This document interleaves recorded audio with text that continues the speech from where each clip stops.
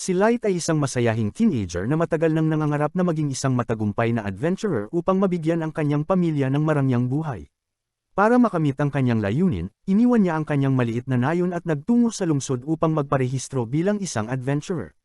Ngunit hindi madali ang mga bagay para sa kanya. Sa mundong ito, ang Diyosa ay lumikha ng siyam na lahi at ang mga tao ay itinuturing na pinakamababa sa kanila. Dahil dito, palagi silang nakakaranas ng racism, at nararanasan ito ni Light sa sandaling tumapak siya sa lungsod. Isang beastman na adventurer ang bastos na nagsabi sa kanya na umalis sa daan, at napilitan lamang mag-sorry si Light kahit hindi naman talaga niya hinaharangan ang daan nito. Gayunpaman, nang makarating siya sa guild, nagparehistro siya bilang isang adventurer, at sinabi ng receptionist na ang mga baguhan na tulad niya ay unang binibigyan ng F-rank. Tinanong siya kung mayroon ba siyang gift na maaaring makatulong sa kanyang assessment, at agad namang oo si Light. Sinabi niya na ang kanyang gift ay tinatawag na unlimited gotcha at kaya niyang maglabas ng mga bagay mula dito dahil hindi sapat ang paliwanag lang. Nagdesisyon si Light na ipakita ito at tinawag ang kanyang gotcha device na agad niyang inactivate. Ang gotcha ay naglabas ng fourth card at nang i-release ni Light ang card, isang tinidor ang nagmaterialize sa mesa. Ngunit baluktot ang tinidor at nagpanik si Light. Sinabi niya sa receptionist na karaniwan ay mas maayos ang resulta at agad niyang ginamit muli ang kanyang skill ng ilang beses, ngunit pareho lang ang kinalabasan. Nakakuha siya ng bulok na mansanas at amag na tinapay na nagpakumbinsi sa receptionist na ang loser na ito ay nararapat lamang sa F-rank. Masayang tinanggap ito ni Light at tinanong kung may mga trabaho ba siyang maaaring kunin agad. Itinuro siya ng receptionist sa bulletin board kung saan nakapaskil ang mga madaling trabaho, ngunit kinabahan si Light sa makita pa lang iyon. Napansin ng receptionist na si Light ay illiterate bukod pa sa pagiging loser.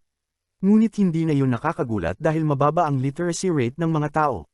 Sinabi niya na maaari siyang gumawa ng mga basic na gawain tulad ng pagbubuhat ng bato at pag-iipon ng kahoy, ngunit mas mababa ang bayad nito kumpara sa ibang trabaho. Tinanggap ito ni Light at matapos ang isang araw ng trabaho, nakakuha siya ng sapat na pera upang makapagrenta ng kwarto. Kailangan pa rin niyang umasa sa kanyang gotcha skill para sa pagkain, ngunit kumpiyansa siyang kakayanin niya. Gayunpaman, may ibang plano ang isang grupo ng mga beastmen para sa kanya, at sinadya nilang harangan ang kanyang daan upang mabangga niya sila. Agad na nagsimulang sumigaw ang kanilang leader kay Light dahil nabangga siya at nadumihan ang kanyang damit. Bago pa man makuha ang kanyang pitaka, nagpanik si Light at nakiusap na ibalik ang pera dahil wala siyang matutuluyan kung hindi. Ngunit sinuntok lang siya ng Wolfman at sinabing kailangan niyang bayaran ang labahan nito.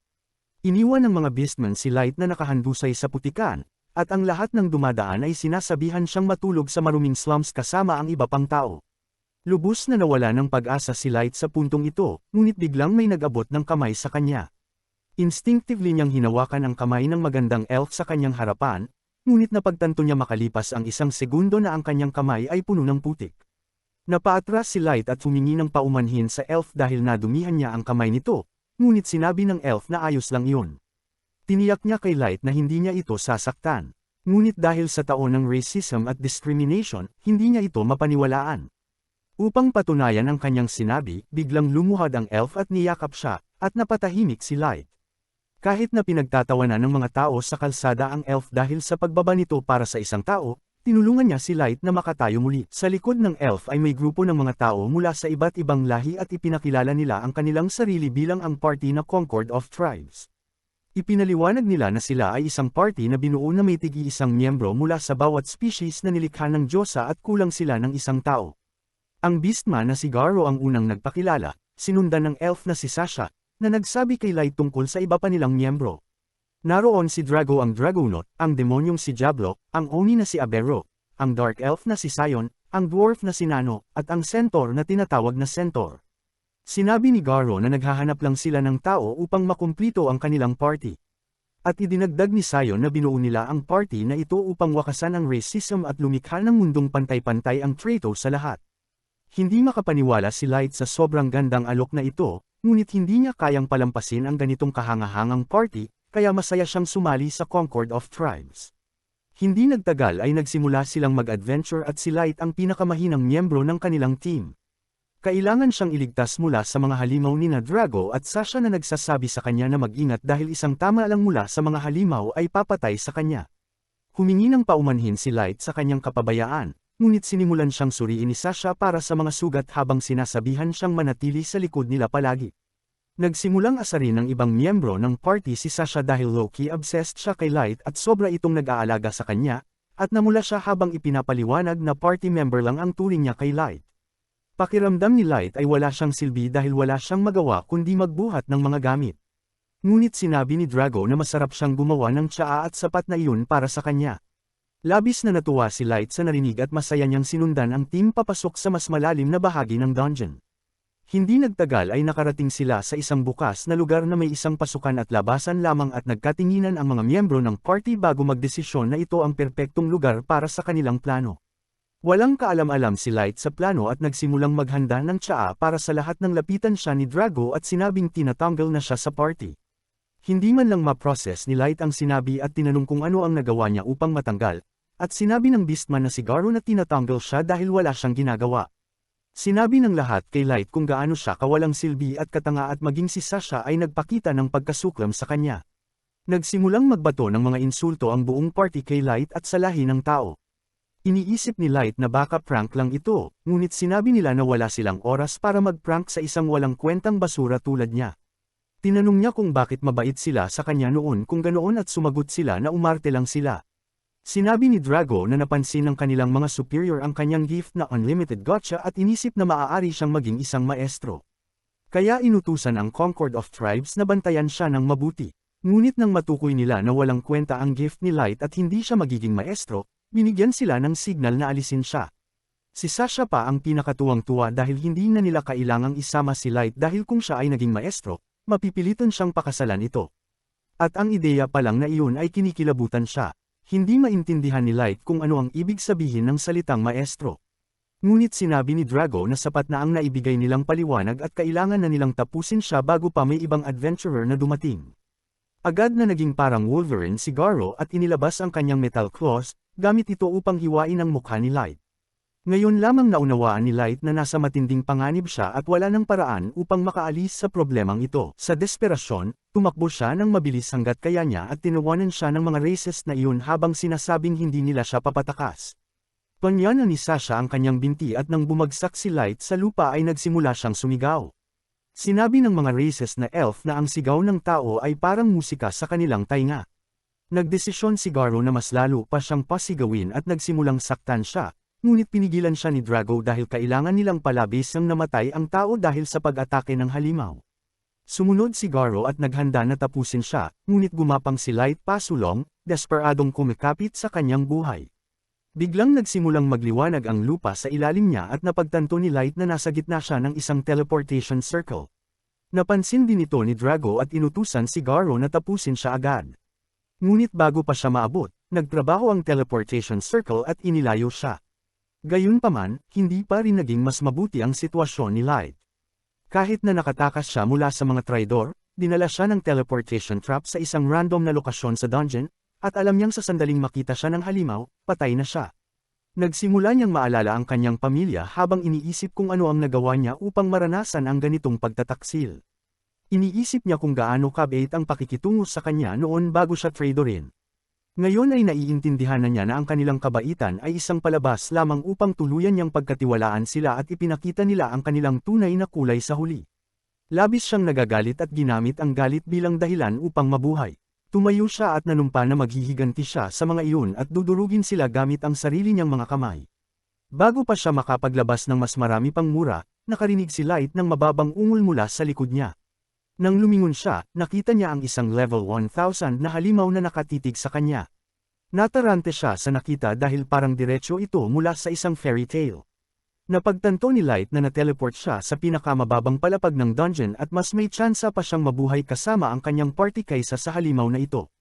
Habang iniisip niya kung paano niya haharapin ang halimaw, napunta ang kanyang isip sa kanyang gift na unlimited gotcha at nagdesisyon siyang subukan ang kanyang swerte. Paulit-ulit niyang pinindot ang gotcha button at biglang nagbago ang kanyang ordinaryong gift sa isang bagay na lampas sa kanyang imahinasyon. Isang napakalaking magic circle ang lumitaw sa ilalim niya at ang gotcha device ay sumailalim sa power-up. Hindi maintindihan ni Light ang nangyayari, ngunit sa sandaling tumalon ang halimaw papunta sa kanya, natapos ang gotcha roll. Isang level 9,999 maid servant ang lumabas at agad na winasak ang halimaw sa isang iglap. Natapos ang lahat bago pa makakurap si Light. At pagkatapos ay lumapit sa kanya ang aura farming maid. Lumuhad ito sa harap niya at agad na pinagaling ang kanyang mga sugat, sinasabing hindi niya kayang makita ang kanyang silky smooth na balat na nasusugatan kaya pinagaling niya siya nang hindi na humihingi ng pahintulot. Hindi makapaniwala si Light na ayos na siya. Pagkatapos ay tinanong siya ng maid ng kanyang pangalan. Ipinakilala niya ang sarili bilang si Light at labis na natuwa ang maid nang marinig ito.